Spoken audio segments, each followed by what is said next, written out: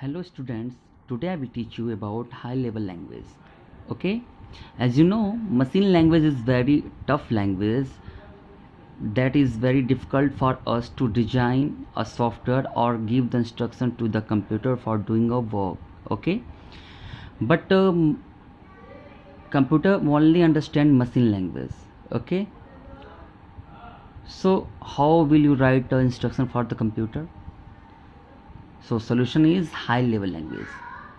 High level language is designed for us means users or developers who develop the software. Okay, high level language are designed for us to write instruction for the computer.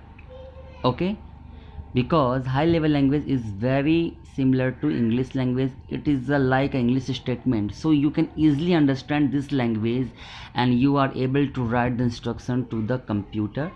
Okay, got it?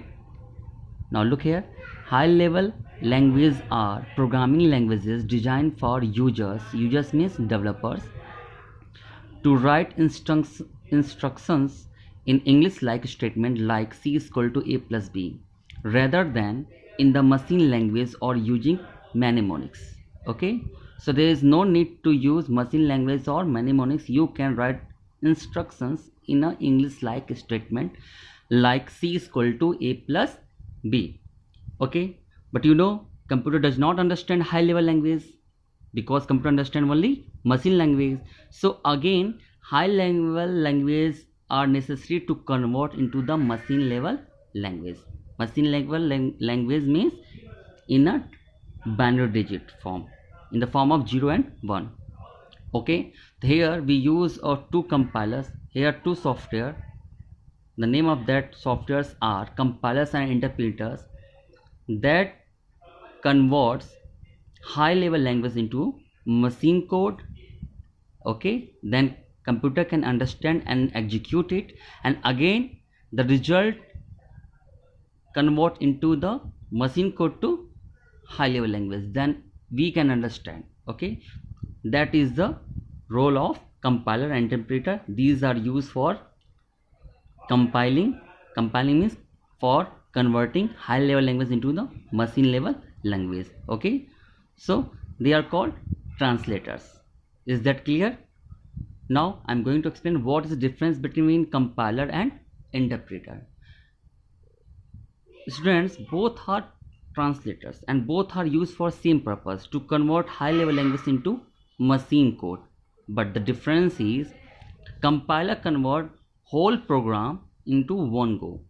Okay, whole program at one go, mean a same time it compiles whole program. Okay, but interpreter convert or translate the program line by line. Okay, means it converts first line, after that it will stop, again it will convert second line, then it will stop. So it will take more times to translate the programs as compared to compiler. Okay, where compiler translate the whole programs in at a one go.